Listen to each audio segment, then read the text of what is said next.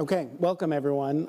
Really a pleasure to be here in Tianjin and to see many friends here at this World Economic Forum meeting. For those who don't know me, I'm Jason Bordoff, a professor at Columbia University, where I direct the Center on Global Energy Policy.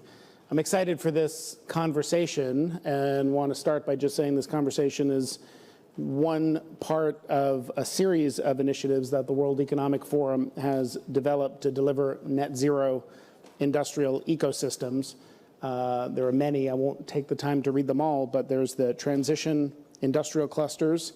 The main objective here is to catalyze the decarbonization of industrial clusters through supporting existing co-located facilities and defining their significant emission reduction goals and the path to achieve it, accelerating clean hydrogen, and also clean power for the future of industry, which aims to accelerate the decarbonization of energy emissions in industries across the material sector through facilitating the implementation of electricity from clean sources.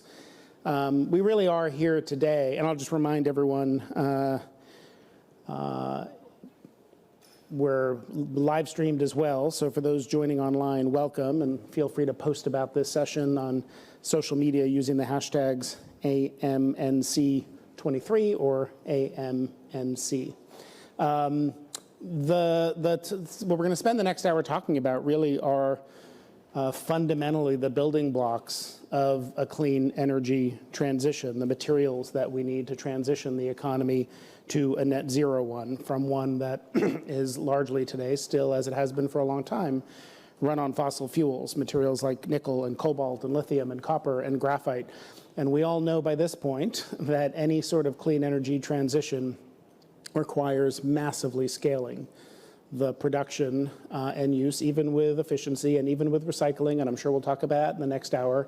You can't get around the fact that we need a massive increase in the materials that we're using. You can't electrify an economy without a lot of copper, not to mention the rise in lithium and many other materials.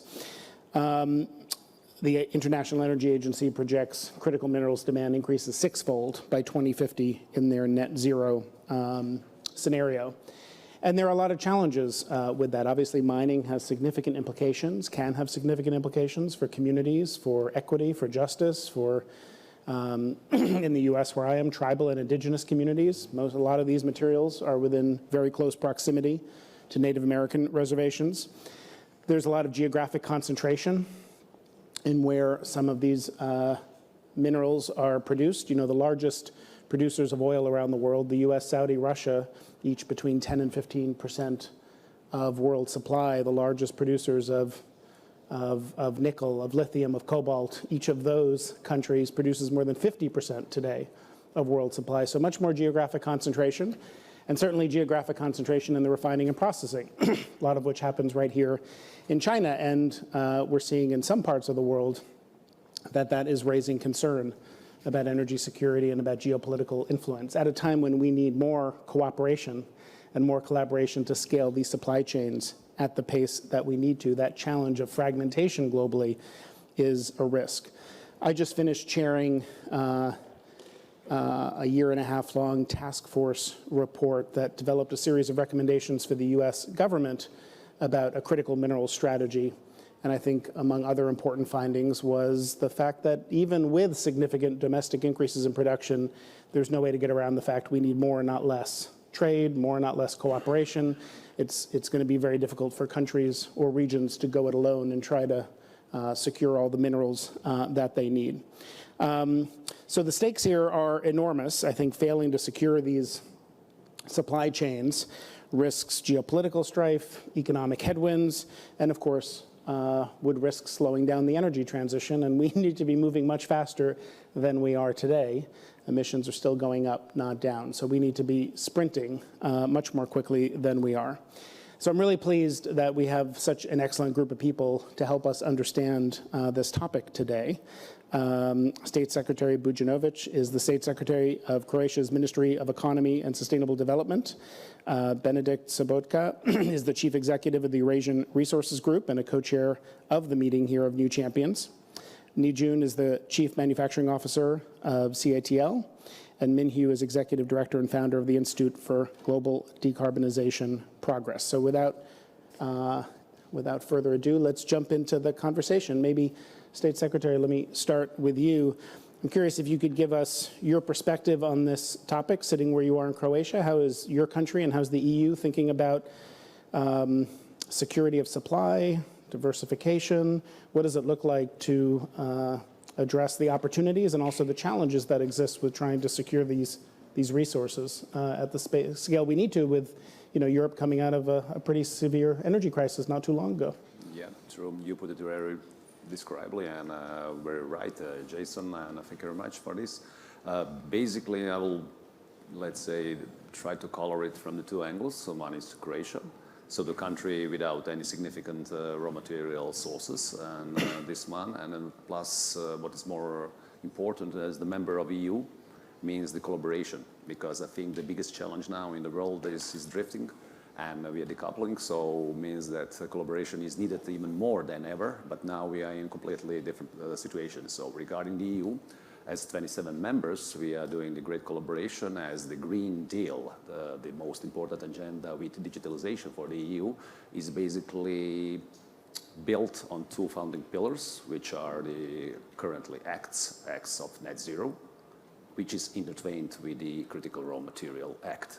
So that act is stipulating and trying to find the best potential way in order to avoid to be dependent on the fossil with the new dependent, as you said. Currently, we have the geographical concentration. One country, currently like 90% of the sources is from one country. As you said, how to mitigate those? Basically, you're trying to build up the great number of the free trade agreements. Australia, Canada, Kazakhstan, and Namibia is currently in negotiations and try to build it even more.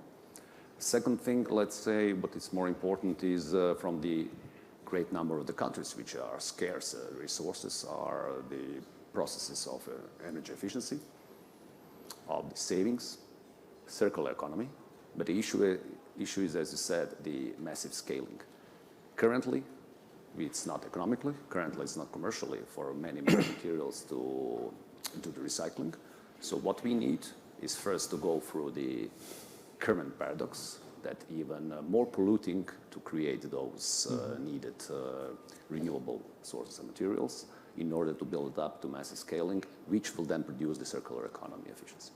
And tell me just how you think about what the policy objective is. What does security of supply look like? Is it about concern about dependence on any one country? Is it import dependence generally? I mean, a lot of these are not located within Croatia. You'd be importing. Basically, all is importing except the recycling. From the EU perspective is diversification geographically. Also the issues of the ethical and the dependency on non-democratic, let's say, countries, etc. And of course, there are some sources in the European Union, such as Norway, Portugal, but it's pretty much the very low level, as you said, sixfold is the times that we need the critical material increase. So there will not be a country in the European Union which will satisfy from the domestic sources. Geographical diversification, and of course the issues which, as you said, the mining, currently always looked at that as the polluter and not the creation. So we'll see how the innovation and the R&D into the mining will be needed in order to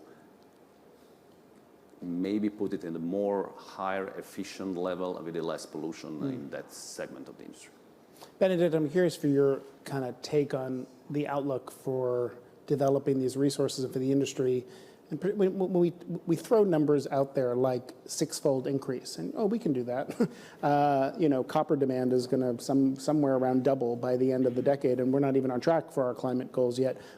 Give us a sense of what should we understand about what it means to really take those numbers seriously, how big a challenge it is, and also what the opportunities might be to scale these supply chains at the rates we need to, and for the kind of climate goals we're talking about.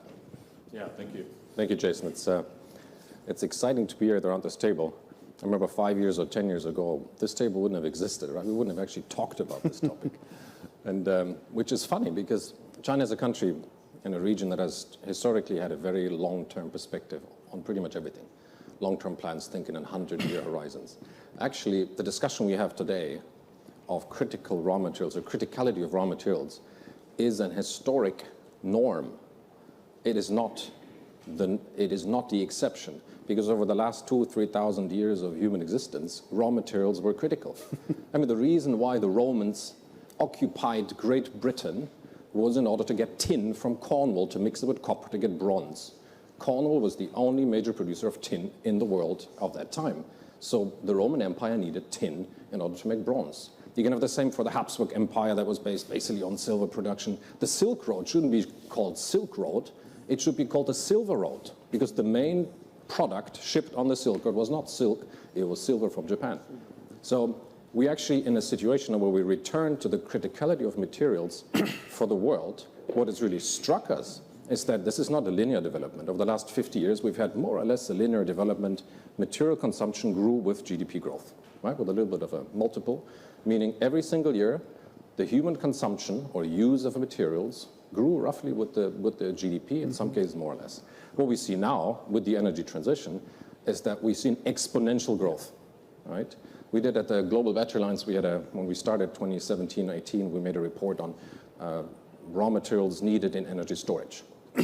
And the demand for those was predicted to be increasing tenfold. It was a leading consultancy that did all the numbers and calculated, and they came tenfold. I said, ooh, that's a big number. That's impossible to achieve. We updated these numbers last year. We now know it's going to be 18 times. Right? This has never been done in the history of the world, to increase production 18 times. But it's incredibly difficult to increase by 10% per year. And this is not software, right, where you can just multiply your products by pressing a button on your computer. Now, I'm exaggerating. No, software is a lot more difficult, but it's scalable. Right? Mining is heavy, capital intensive. It's in complicated jurisdictions. It has a lot of complications that you mentioned at the beginning with community, with water, with environment. ESG requirements, because as an industry, the mining companies want to be racing to the top. They don't want to race to the bottom in order to achieve those targets. So we're actually in an environment where demand is going up exponentially, but supply cannot catch up because we want to do it right? We do not want to expand production at all cost. And that's going to be a very significant challenge.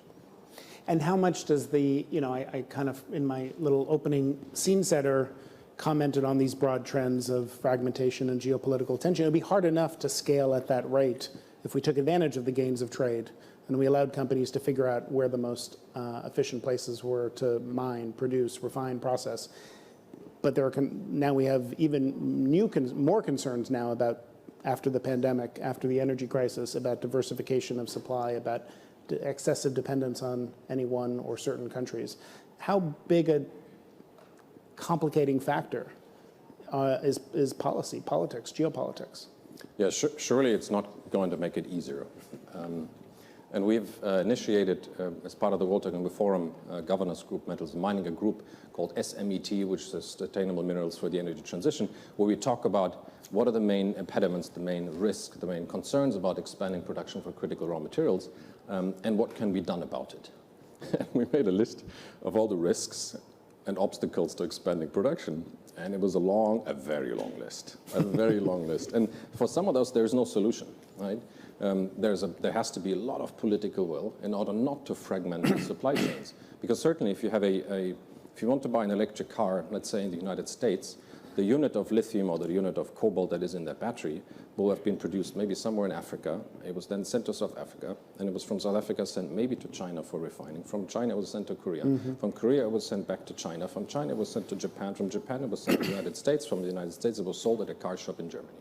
Right? So that unit has actually shipped 80,000 kilometers in its life, right? And we're not even talking about recycling, which will be very complicated with all these material flows. Now, if you put borders in between that and are nationalistic about the production, nationalistic about the supply chain, it is going to be incredibly difficult. Nijun, obviously a lot of the minerals we're talking about are needed for batteries. Just give me a sense of what you see in terms of some of the evolving dynamics in the material value chain for clean energy technologies such as batteries. From our viewpoint, we've seen two major dynamics going on. First, the dynamic is really the surge in the price of the raw material. I think those are mainly caused by, one is increasing the EV penetration into the market, And secondly, the disruption in the supply due to the COVID over the last several years. And thirdly, because some speculations, people think they will continue, there will be shortage of raw materials. All the three factors combined have driven the lithium, the raw material price really more than tenfold, actually. 3 years ago, probably a ton of lithium, probably it's on the range of 30,000 to 50,000 RMB here. But now, the highest probably went to above 60,000. No, 600,000. So that's really outrageous increase. But when we look I'm just curious, do you see markets responding to that? You know, the best cure for high prices is high prices. Lithium prices go up and everybody goes to work and looks for more and the market sorts this out or not? The people who speculate, they not only try to expand, they try to hold on to their supply. They artificially create a shortage. As a result, the prices will continue. So, of course, the market reacted to that. And as the price go up and the demand for EV products start to slow down, and people see the demand is actually not that dramatic. When we look at the prediction for the raw material, based on the Bloomberg's energy future prediction, by 2040, and people think in the EV market, they probably will reach 4.5 terawatts. We already talk about the terawatt hours, not gigawatt hours. So that's tremendous in terms of the, and also for the, if you consider energy storage system, ESS, that add another 1 to 2 terawatt hours. So people think, wow, if you calculate the amount of lithium required to supply this demand, it will be tremendous. But we calculate the reserve actually far more than that. Based on the lithium, probably we can, current discovered reserve already can supply 160 terawatt hours. But that's not the part of it. We don't believe that raw material is a bottleneck because the technology innovation continuously try to find a new ways to extract it. So we actually start to extract the lithium from the ceramic clay, from the low grade, not like traditional, people talk about high grade lithium extraction, but even that, just like oil. People have been talking about we run out of oil in 10 years, or we'll continue to see that happen. This is the same thing. Yeah. Another thing is people looking at, because of technology innovation, we actually see alternative to lithium. For example, CATL, in 2021, we announced the sodium-ion battery. Of course, there's a vast amount of reserve worldwide for sodium. Okay, also sodium as an alternative offers a better performance in temperature sensitivity, low temperature performance, and the price is also very attractive. So that's one dynamic we've seen. The second dynamic we've seen, the entire battery industry, many companies are driving for a cleaner raw material production. So because we are in the business, for example, CATL, our vision is to contribute to the humankind's transition from the fossil fuel-based energy economy to maybe renewable, clean, green, sustainable. Because we are in that business, so the entire value chain, people start, we can see people start to do many things. For example, in CATL, we try not only use green energy, but try to use less and use it smartly. So we do internally try to use technology innovation, R&D investment, try to cut down our energy consumption and also emission reduction. So those efforts have been, we've seen, as a result, we also invest heavily on recycling. We talk about circular economy. In fact, our current technology, as of today, for nickel, cobalt, magnesium, we can recycle up to 99.3%. And even for lithium, we can also recycle up to 92%. And also for graphite, we've seen the trend will continue. People see, because if you extract the lithium from raw mine, you talk about 2%, that's considered as a very high-grade mine. But when we do recycling, it's much higher. So we think this is a mine in urban city. So recycling, it's high-tech. Recycling is not just burn and bury. It is a high-tech. How do you produce the high-quality, reusable material, consume less energy, produce no or low pollution? So those are the challenges. So CAT, we see response to these two dynamics. I think the industry is moving in the right direction. Hugh-Min, let me ask you to pick up that theme in both dynamics that we just heard. Technology plays a really big role. And I'm curious what you see in the potential for innovation and research to affect the outlook when we have certain assumptions, or we think we know today what the outlook is going to be for critical minerals demand, which critical minerals we'll need. Yep. How do you see innovation potentially changing that, for better or worse, moving forward? Well, obviously, having this conversation and raising the awareness of the complexity and urgency of this issue is very important for innovation. And I think this is probably one of the first few open dialogue in China about this topic. And we have heard a lot outside China, kind of finger pointing sometimes. But I want to start with, when we talk about innovation, what is the real problems? It seems that we talk a lot about concentration of resourcing, and China playing a bigger role, 90% of concentration. But I think what at the core of the problem is really about reducing the material intensity of clean energy technology. And that's what Professor Ni has been talking about. That is the key for the innovation, and that's the target for innovation. We should have developed the whole system of strategy, policy, investment, subsidies, and everything focusing on that, instead of trying to, create, I think, I don't know whether it's a real or false problem about the concentration of the resourcing. I think the status of the market now is a result of globalization. That is how the market allocates resources in the most efficient way. But it's a lot of industry in China because it's more efficient than the other places, and a lot of industry in several developing countries because they probably have lower cost of environmental compliance. We have to admit that.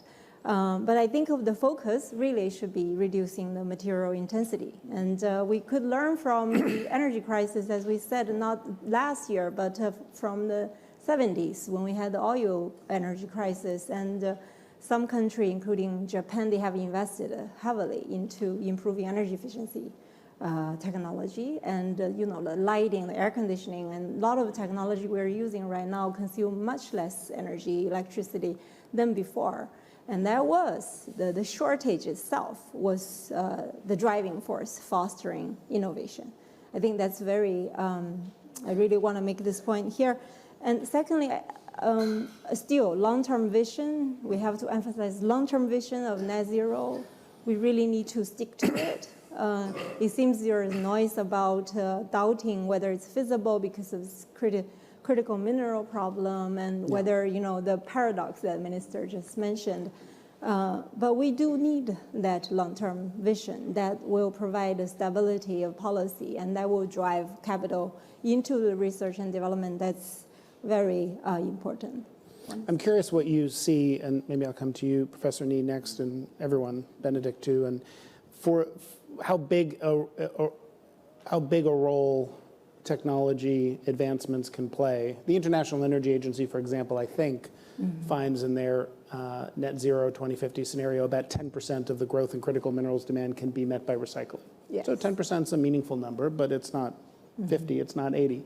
So what do you see in the technological advancements around recycling, and also in how battery chemistry might evolve that could change what minerals we think we need? I don't know if you have thoughts about that or anyone else does. Yeah, that's a good point. I want highlight the China policy that, in China we have this, within our carbon picking and carbon neutrality strategy of China, there is this so-called 1+N policy framework to achieve the peaking goal before 2030. So there's a whole system of policy. One of it is the peaking plan, action plan to peak non-ferrous metal industry carbon emission. And there's goals set already to recycle the metal materials. And for the goal here is 24%. Probably that's mainly for copper and aluminum, which is more, the common metal we have been using for many years. But for aluminum, it's 30%. That's the goal set by the government by 2025. My point is, yes, now we see it's probably unlikely to reach the 10%, goal, or IEA think it's lower. But I myself really believe in the market force and the technology advancement. People will find a way. I think I'm pretty optimistic about the recycling potential. Professor Ni, do you want to comment on how the... I do fully believe the power of technology innovation and R&D investment in reducing the dependency of the raw materials. Because we've seen several things, several trends in our industry. One is increased energy density, better utilization of the material, efficiency from the design point of view, from the engineering, from the production, and we try to increase the yield. That's one. Secondly, the reduction in the cost of the entire vehicle and the cell of the batteries. So those are the examples. But for example, I can use few recent examples. Right now, this year in the auto show in Shanghai, we announced that we have produced 500 watt-hour per kilogram. That's really high in terms of energy density, because that's really already one step closer to even aviation application. Because you have such a small volume, but yet produce such a high power. That is amazing. Another example, this year, actually it should be end of last year, we announced this Qilin battery technology. In fact, it was rated by Times Magazine as an innovation of 2022. Gives you 1,000 kilometers by one full charge. Okay, those means technology innovation. You can design the product smartly and use less for more output. So those are the example. Another point I want to make, when we are entering new energy phase. I call the existing energy old energy, and now we're entering new energy. In the old energy, basically it's a resource-dependent energy paradigm, right? You have oil, you have a gas, you have a coal, you burn it. It's non-renewable, it's non-recyclable. The new energy is a manufacturing-enabled energy, like solar, wind, battery, even nuclear plant. And its manufacturing technology allows us to harvest from the sun, from the wind.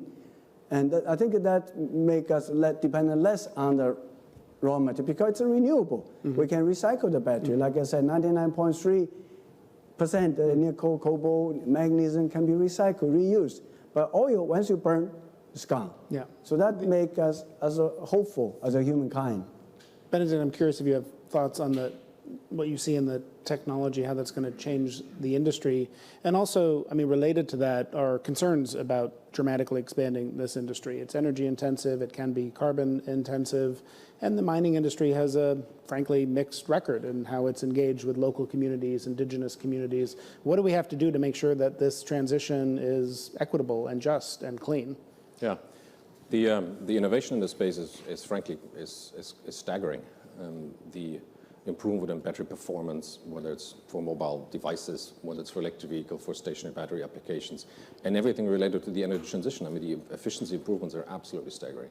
And that's great news. At the same time, because it's becoming more competitive, it is being used more widely. So the more competitive renewable energies, the more ubiquitous it is going to be. So it becomes a self-fulfilling prophecy in a way. So it doesn't change the fact that we will need a lot more materials. So we have to build a supply chain very quickly, and we have to push it very hard. But if you push a supply chain too hard, you do get bad behavior. You get secondary effects. You get collateral damage that is not intended. If a supply chain is built well, sustainably, of course, it has tremendous effects on, in particular, the host countries of those mineral resources. I mean, the transformational effect of the copper boom, for example, in Chile, has changed the country. It has the same potential to do the same to Pakistan, to Serbia, to, and I know you're not from Serbia, but Serbia has the potential to be transformed by a major lithium resource. So, and you have, or the DRC or Zimbabwe. So you have countries that really have the possibility, if it is done well, to be transformed into middle-income countries. Now, the challenge really is today you cannot really tell whether the unit of a certain material has been produced in a sustainable way or whether it has not been produced in a sustainable way, because there's no data. So the battery you today have in your car, you have no idea. One of the flagship projects we have at the Global Battery Lines is a tool called the Battery Passport, which has the intention to bring transparency to the energy storage supply chain. So we launched the product in January in Davos. Some of the electric vehicles driving around in Davos, you actually had the little barcode on the back already, so you could scan it. And a web page would go up. It's open source. You can look at it, and it would tell you this unit of nickel was produced in this mine, and it was refined in this company, and this location, and this is the CO2 footprint, and this is the ESG score, and this is the human rights score. Right? This is what we have to get to. We have to create transparency in order to assure that this incredible built-out, which we can have significant social and economic benefits to the host countries, is done in a sustainable way. So I think the glass is half full, but it doesn't change the fact that we will need a lot more material. State Secretary, I wanted to come back to a couple of things Human brought up and see if you might engage with them. You know, you commented about how conversations like this don't happen maybe as often as they should, and I think they're productive when they're frank and open and tackle challenging issues. You brought up the example of the 1970s oil crises and the lessons countries learned from that. One of the lessons, for correctly or incorrectly, they learned was to try to reduce import dependence and to try to reduce dependence on a particular region of the world. You said that the same concerns exist now in Europe, reducing dependence on imports and reducing dependence on any one country. And I think particularly there are concerns about heavy dependence on China. And I was just wondering if you would kind of speak to those and see if we could get a response or just a conversation. Basically, as a conversation, always the biggest crisis bringing the biggest opportunities. So what's happening, I truly believe in the market, as I said, in oil, and we had a situation also with the semiconductors. Europe basically left this strategic industry and now is in a position that only a few percentage of the market share. So when we saw what happened with the breakage of the supply chain regarding after the COVID, and of course the European Union then refought with the ACT chip and trying to bring up also the bigger investment into the basically also future needed strategic asset, which is the chips and processors. So always when the situation was in globalization, that short term was winning the longer term, like China always had a vision and a longer term, which brought you in the perspective that you are building up of the 90% of this. Why? Because you had the resources, but you build up the scalability. And that's the reason that China is in this good strategic place, which is always good to have this position. But when you have this size of the population and the resources, it's easier, I must say, than when you have 4 million people, small country. But then with collaboration, you try to build up your forces, which we are trying to also do strategically in the European Union. I'm just curious your thoughts, Human. I mean, you made 2 points. You said, like, part of the reason so much activity happens here is because it's cheap and it's efficient, and that's what global trade and it does. But you also did, bring up this example about lessons learned from a half century ago about excessive import dependence, and those two could be in tension. Yeah, well, I agree with Minister that the time changed. The ideal solution will be free trade, but obviously there is trade barrier policies coming up. So we do need to adapt to it. Business need to adapt to the elephant in the room, which is the geopolitical situation nowadays around the world. So that's the reality. So we have to adapt to it. And I agree, it's diversifying is always helpful to everyone. But as an economist by training, I think diversifying not only means the geological location, it's about having more market players and having better information transparency. That will be helpful to ensure the level playing field comparatively. Then we can have a safeguard the commodity market supply chain. So with in any of the geopolitical situation. I'm thinking of when we had the Inflation Reduction Act in the United States. I think I'm getting it right. I remember a comment Senator Joe Manchin, a deciding vote made at the time, something like, we don't want to go from dependence on the Middle East for oil to dependence on China for critical minerals. How would you respond to that? Well, that's a very challenging question to me. I'm not sure I'm the best person to answer that. I think we never talk about this kind of questions in China about, we have a lot of independence on certain commodity from certain country. We need to de-risk from it. We need to de-link from it. It seems this, I think Premier Li yesterday in his opening remark, he talked about something I think very, very wise, is that please let the business talk to each other. Please let the business to find the solutions. And the world is not about some government or politician or some organization to create a hypothesis problem, or it could be a part of a problem. It might not be the major problem. I mean, we have so many kinds of problems. Which one we pick to argue, to debate, to focus on, that's very important. That's why I keep saying the real problem should be the material intensity that we're going to face in the age of material, right? How big a problem is are those geopolitical issues when CATL is looking to do business with Ford or any other companies around the world these days? I think it is a big issue. For business, we try to help the global community, not just help China or one particular country. We try to help global community transition because we only have one planet. That's it. So how do we save the planet? It's need everybody's contribution. We need to unite it. When every region try to abandon internal combustion engine, there's a need. So CATL is not only ready to set up our own factory, but we are willing to even licensing technology for our partners. For example, in Ford case you just mentioned. So actually, open-minded is a way to actually further advance the industry. Because we believe if you cooperate, everybody brings different expertise. We cooperate, we collaborate with not only our upstream supplier, but we collaborate with the downstream, our customer, and as well as even end user, the consumer. So that's important. But the secondly, you need to invest. Everybody need to invest in the technology to bring down the consumption of the raw material, to improve the utilization of the raw material. Bennett? Maybe to build on what you said, Professor Nidia, and I mentioned this yesterday at the session with Premier Li. The green energy transition will not happen without China. We may, in the West or in the US or in Europe, we may like that or we may not like this. But the reason we are at grid parity with renewable energy, for the most part, is due to relentless innovation, investment, scale in China.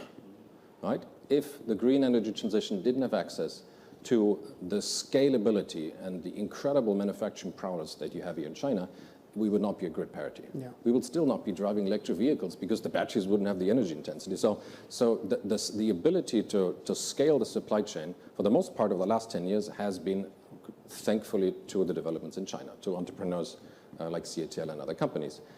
So there's no debate. We need China to be part of this. Otherwise, the world will not achieve its objectives for the Paris goals. Can you say a word about the role of policy in scaling this industry at the pace we need to? What are you worried about, or what policies would you like to see? And I'm curious, State Secretary, for you too, what you think kind of the right policy framework needs to look like from your standpoint. Well, maybe I can start on the Critical Raw Materials Act in Europe.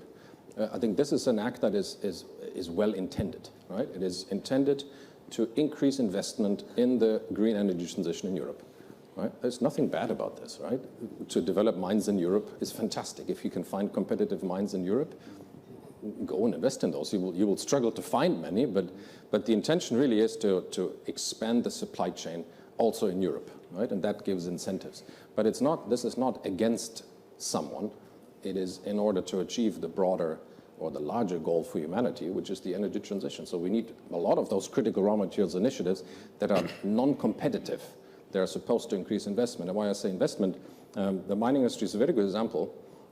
As part of this $50 trillion investment in the green energy transition over the next 30 years, 1.5 trillion per year, 2 trillion have to go into the mining industry. The total mining industry spends about 100 billion a year, right? That's about 2 weeks of the oil industry. It's a tiny industry.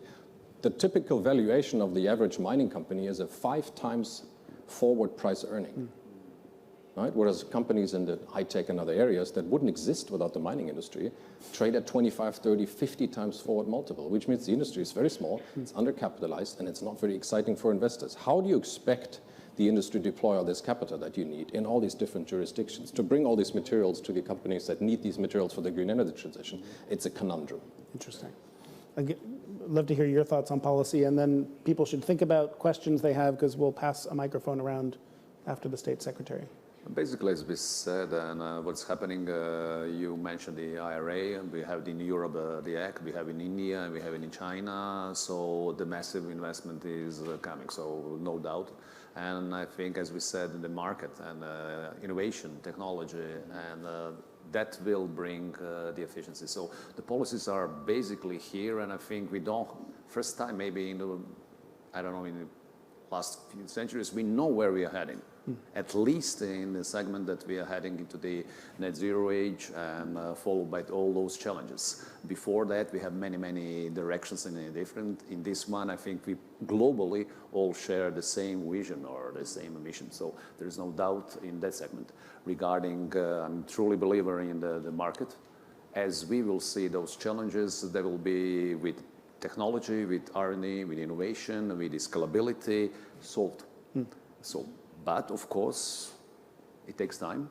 The issue is sustainability, because we are also writing very good materials, because we have to set up the policies in order to boost and foster. The issue is, of course, to balance it with sustainable growth and the pace. Yeah, several questions. Great. I think someone, please, we'll have a microphone, and then we'll go here and here. I don't want to miss people behind me either. Yeah, so question for Mr. Nijun, as 2 points you raised are very interesting. You mentioned there are big potential for recycling, and Benedict also mentioned this battery passport. Both of these are actually specified in the new EU's Battery and Recycling Act. Some in China would think this would be an obstacle or disadvantage for Chinese companies. Do you think it would be case, or it is the case that some Chinese companies might be in a better position to comply with the requirements of that? And you also mentioned a sodium-ion battery have great potential, as well as Qilin battery. Capital markets reception for these two haven't been that good. Do you think capital markets are looking too short-term, or it's the sentiment of the time? Thanks. Good questions. I'll pass it over there. Yeah. Okay, let me try to address the question. First of all, I think when the capital market, when they look at, I do believe they have very near term. My advice is wait and see, because for example, this year in the Shanghai Automotive Show, we not only announced the Qilin 1,000 kilometer, we also announced the 4C fast charging solution, and it's coming in the fall. You'll see in the market.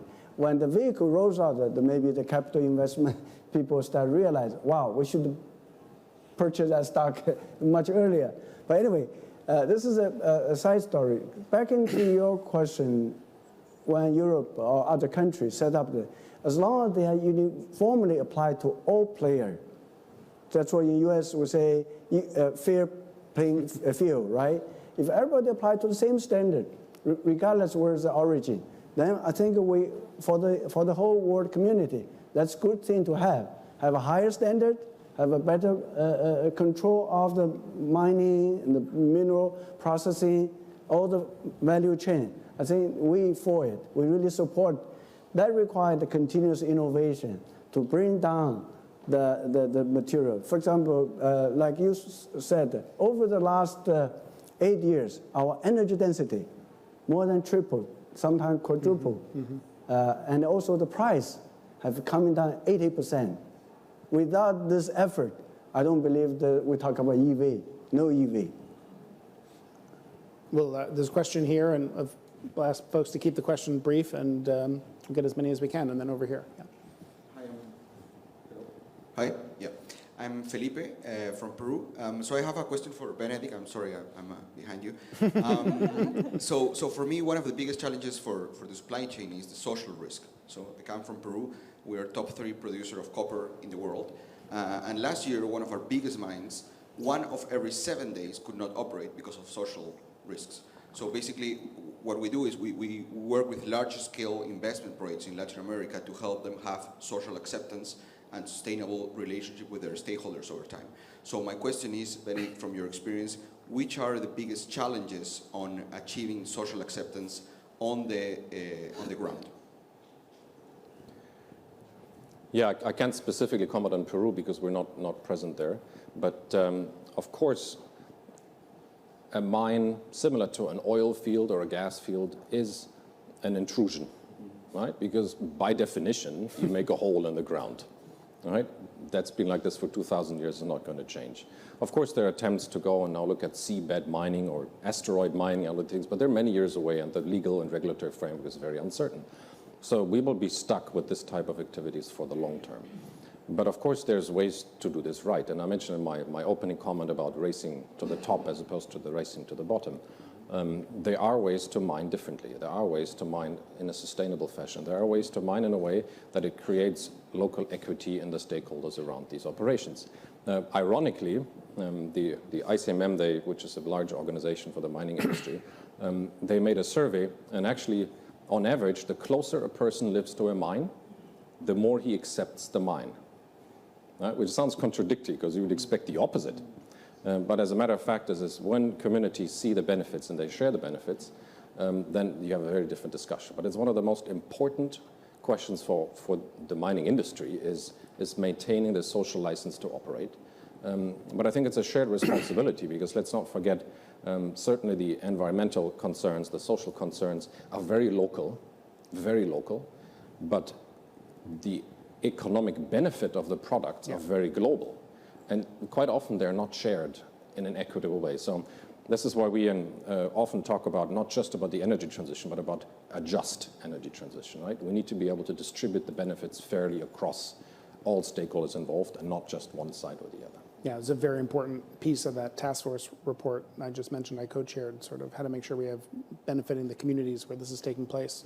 Yeah, please. Thank you, Professor, and thank you all for sharing. I'm a journalist from TMA, a Chinese news agency, and you have discussed extensively about the supply chain issues of the critical minerals. So my question is focusing on the demand perspectives in the short term, and there are concerns in China within industry regarding the potential overcapacity in the power batteries. And so my question is specifically for Mr. Nijun from CATL. How does CATL view this issue, and will this issue lead to the significant decline of lithium prices in the following days?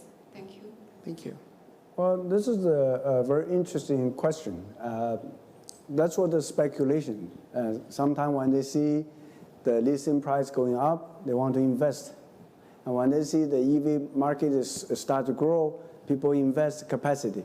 But I would have to say, EV battery, also including the energy storage battery, they are different animal than your consumer iPhone or so it's different animal. And we have to really be cautious on the safety, the high quality. I like Bennett's question. Let's reach for the top, not reach for the bottom. Because many of the capacity, overcapacity, people think, oh, I have money, I can do it. Buy a piece of land, build a factory, put the production. The consequence of producing low quality battery is more damaging to the industry.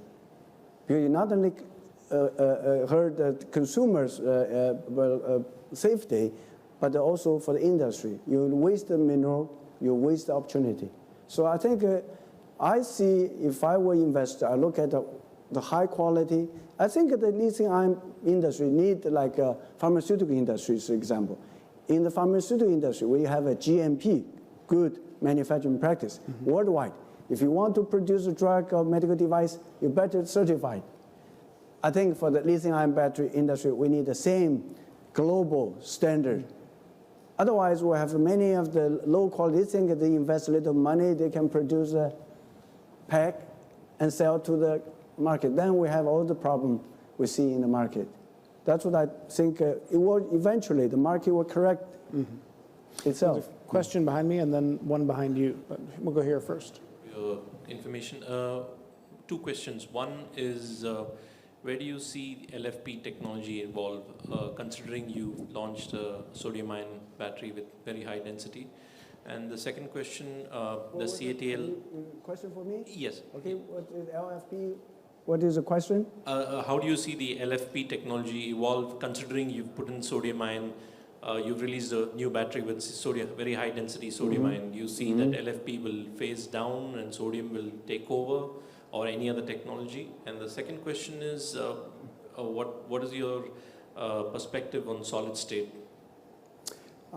Yes, the first question, in view of the LFP with the sodium new type of material, electrochemistry, I think for different application, there's different uniquely required battery.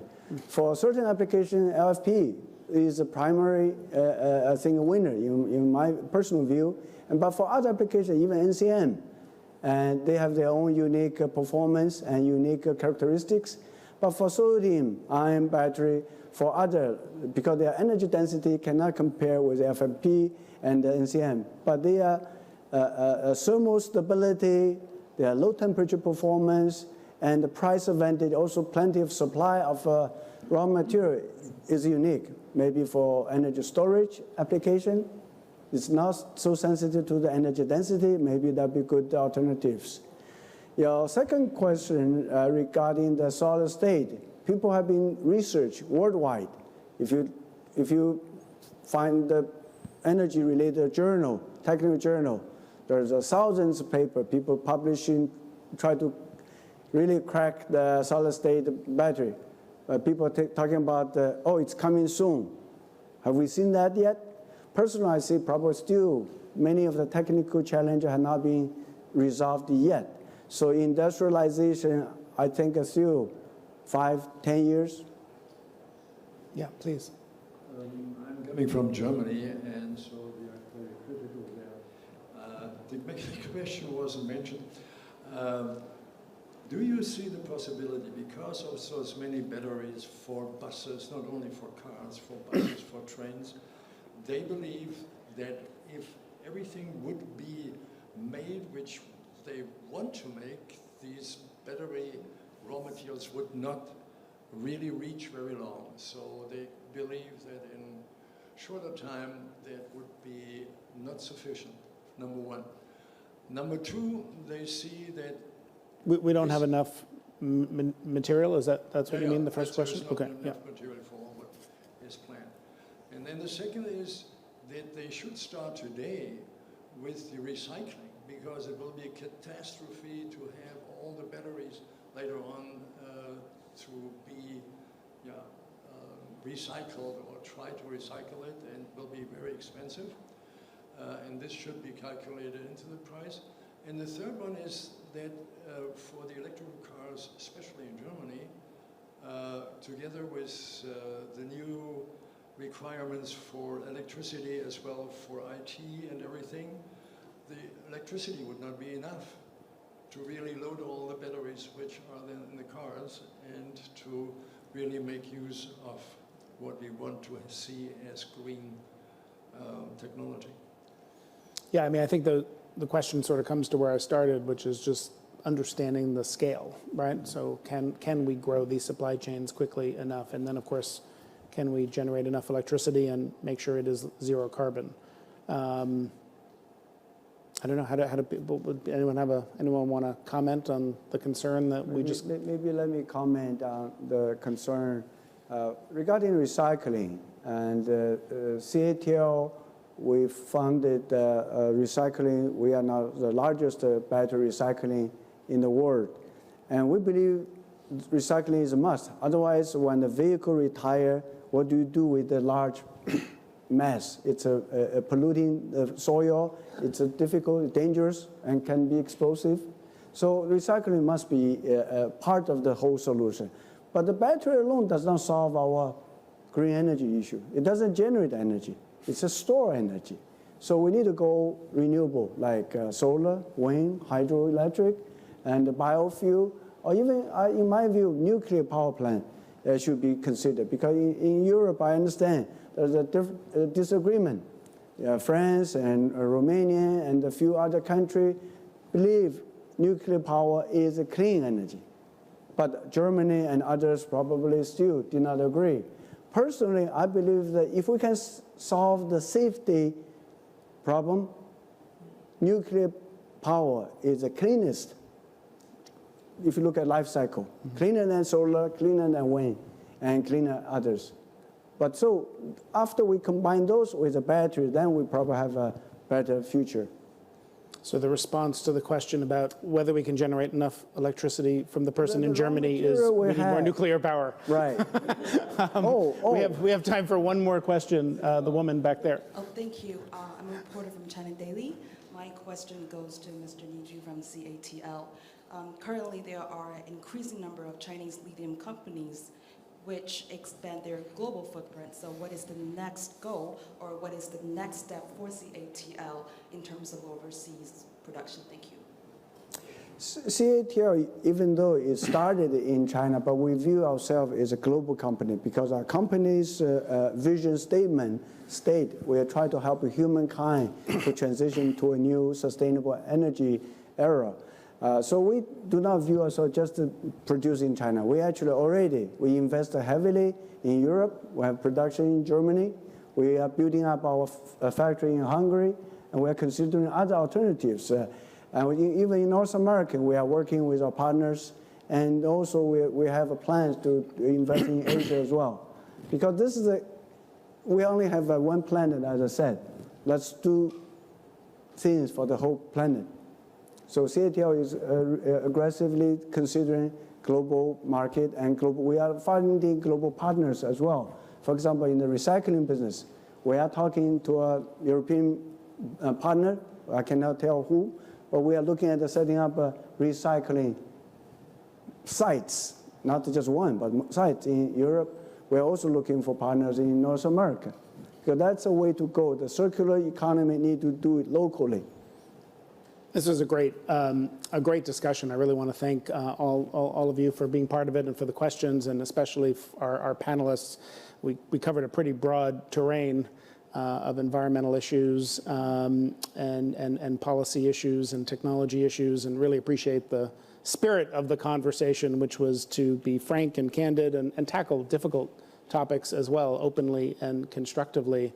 And I think we identified a number of challenges that need to be addressed, the scale of how quickly this industry needs to grow, how to do it in a way that maintains the social license to operate and is respectful of the communities that may be impacted, do it environmentally responsibly, and geopolitics, an important challenge right now.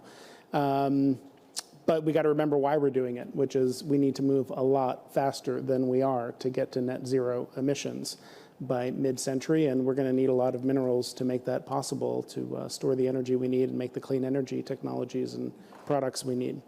So a lot of work to do, and look forward to continued conversations about it with all of you. Please join me in thanking our panelists.